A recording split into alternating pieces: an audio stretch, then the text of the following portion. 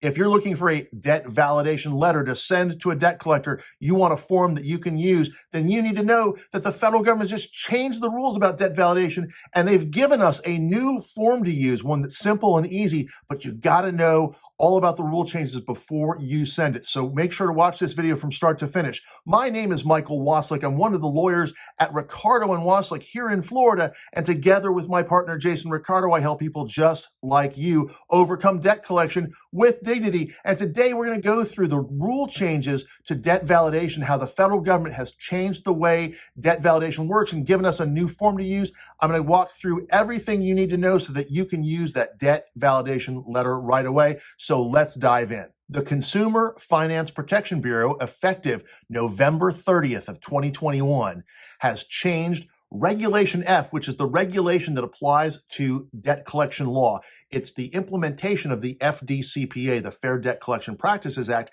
And what that new regulation does is it gives us a form letter that we can use to validate debts, to demand debt validation from a debt collector who has communicated with you about your debt. And it's a very simple, easy form. And I'm going to give you a link to the form that the new rule sets out, the rule that they say is the ideal form to use for you as a person who is seeking to send a debt validation form. As we go through this video, think about what is your goal? What are you trying to accomplish with debt validation? And tell us in the comments, tell us what your mission is with this debt validation letter. What are you trying to achieve? Who you're dealing with, what debt collector you're dealing with, and what state you're in. Tell us in the comments, and we'll do our best to respond to every single comment we get, either in the comment section or with another video. Now, with that out of the way, let's talk about the new rule and how it changed. So Regulation F is the rule that the Consumer Finance Protection Bureau has implemented to interpret the provisions of the FDCPA, the Fair Debt Collection Practices Act. And what that does is it talks about what debt collectors can do and can't do regarding the collection of debt. And the regulation is the agency enforcement of that particular statute. Now, what that means is that the agency is kind of spelled out how the debt collectors are supposed to behave in order to actually follow the law. Because if they break the law, as you already know if you watch the channel, if they break the law, you get to sue them, put money in your pocket, and possibly wipe out your debt forever. So anyone trying to collect a debt from you not only has to obey the FDCPA, but they also have to make sure that they are obeying these regulations that have been put forth by the CFPB. The reason that the regulation changes the way debt validation works is because the CFPB has interpreted something which is in the FDCPA called 15 U.S.C. 1692G.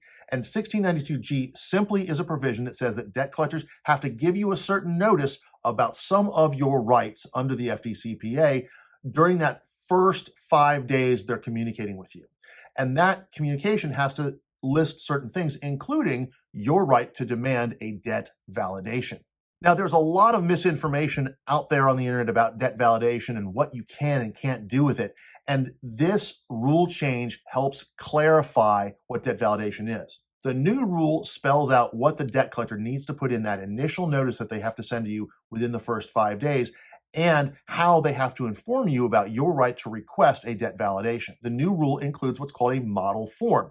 The model form tells us what that initial disclosure to you is going to look like, some of the information it's going to contain, and most importantly, it suggests to debt collectors that they should include a reply coupon that contains the debt validation demand in it.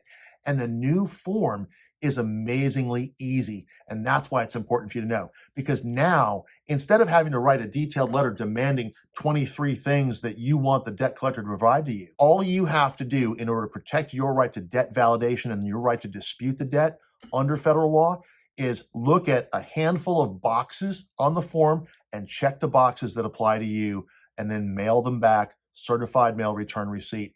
That's it. It's that easy. And I'm going to show you the new form and how it works. So right now I'm going to put on the screen the official model form that gives a sample for what a debt collector is supposed to send to you.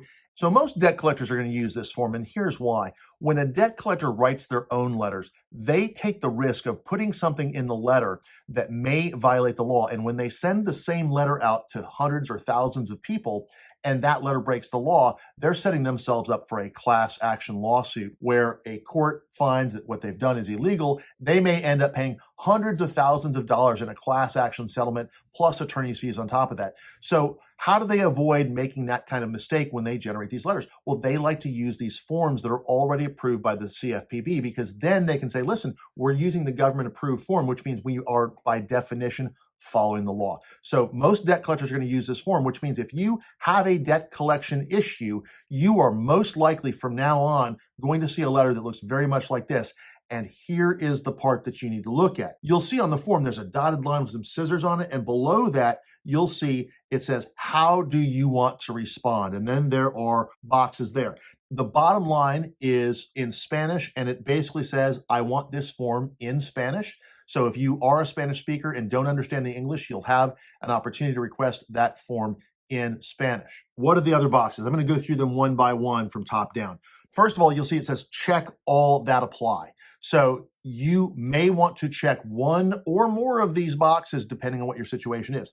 Box number 1 says, I want to dispute this debt because I think. So check that box that says, I want to dispute this debt, because every time you take the trouble to send a debt validation letter in, by definition, there's something about that debt that you think may not be right. So you're going to want to dispute that debt. And when you notify your debt collector in writing that the debt is disputed, that gives you several important rights. So you definitely want to check that box. So below that are 3 boxes that give possible reasons why you might be disputing this debt. So box number 1, this is not my debt. So if you've been a victim of identity theft or someone else has opened that account in your name without your permission, you'll want to check that box. This is not my debt. If you have a common name, like say you're John Smith and they're collecting from a different John Smith and it's not you, you check that box because they've got the wrong person. This is not my debt. Box number 2, the amount is wrong. So if you look at the numbers and they don't make sense to you because either you think they've added fees that they didn't have permission to add, they've just mixed up the numbers, or maybe they failed to take into account a payment that you made, whatever reason, if you think the numbers aren't correct, or if you can't tell if the numbers are correct, you'll want to check the box that says the amount is wrong. And then the third reason you might dispute is just other. Any other reason you might have.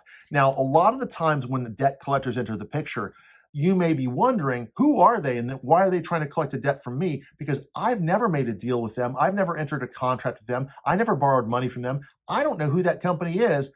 It's the reverse of this is not my debt. It's the this is not your debt. And so you'd want to flip it over and say, you don't have the right to collect this debt from anyone because you don't have the right to collect this debt at all. And so you just write that on the back. If you have some other reason the debt's not valid, say that you've paid it off in full, whatever it is, you can just check that other box, flip it over, and briefly say why. You don't need to go into a whole lot of detail.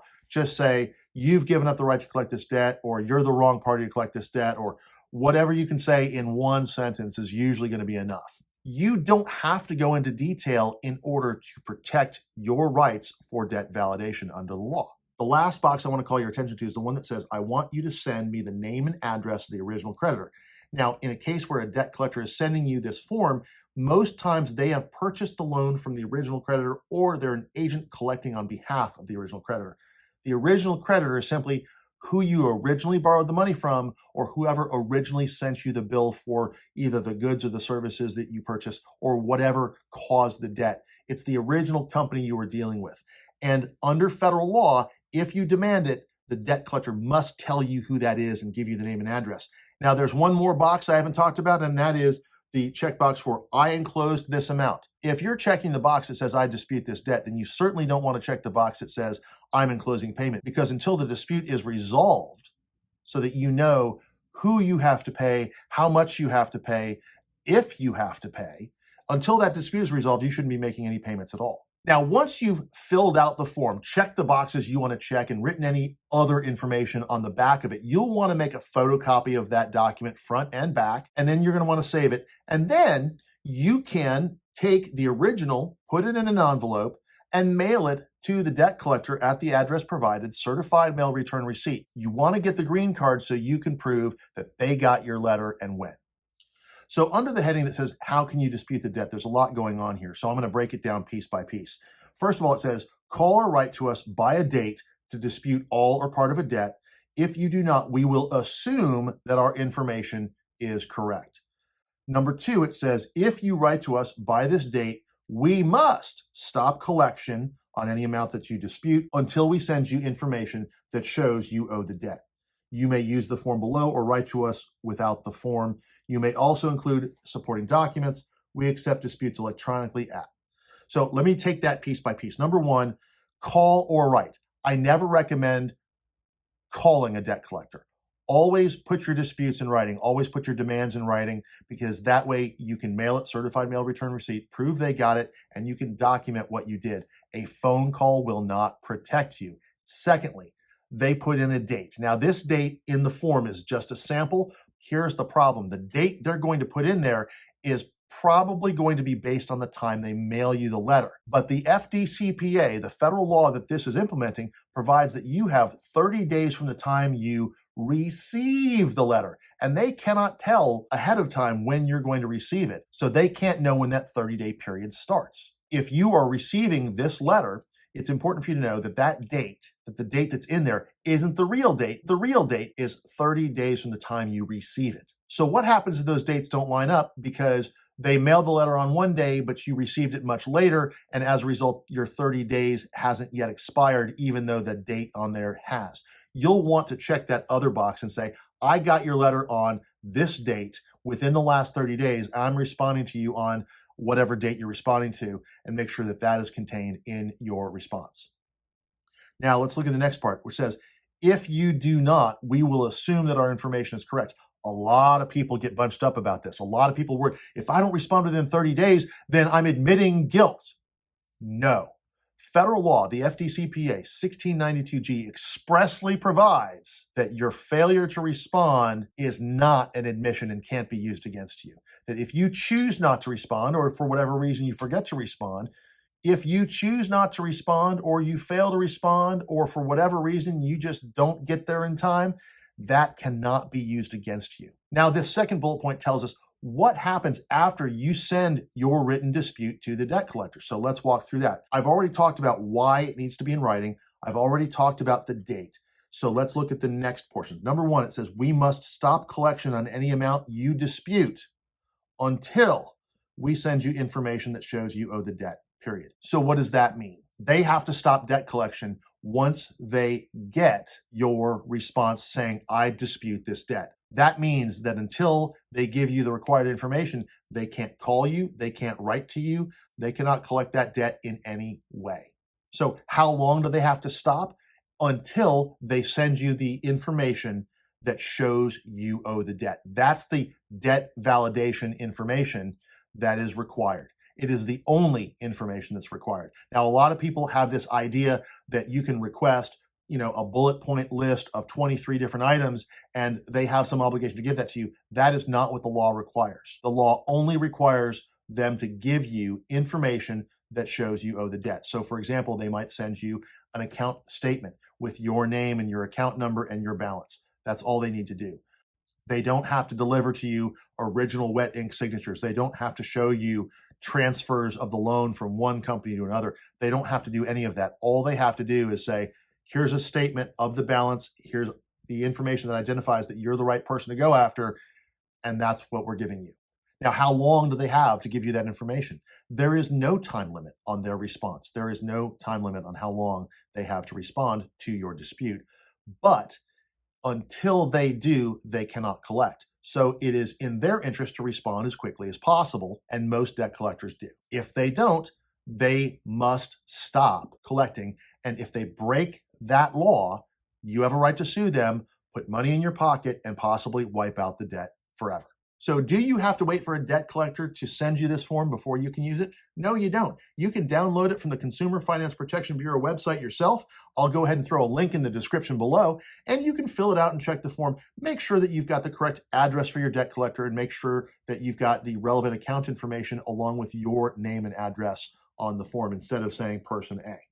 Now, as we go through this form, you might have questions that pop up about debt validation, about debt disputes in general, and you might have questions about this form and how to use it. So don't hesitate to put your question in the comment below. Tell us which debt collector you're dealing with, tell us what your dispute is, and tell us what state you're in. And we do our best to answer every comment we get, not only in the comment section, but possibly with a video just like this one. And if you would like another video just like this one, if this has been super helpful for you, hit that like button because it tells me to make more videos just like this. And the last thing is, if you want to know more about disputing debts or debt validation, watch the video I'm going to put on screen right now. I think it's going to be really helpful for you. So thanks for watching. I'll see you on the next one.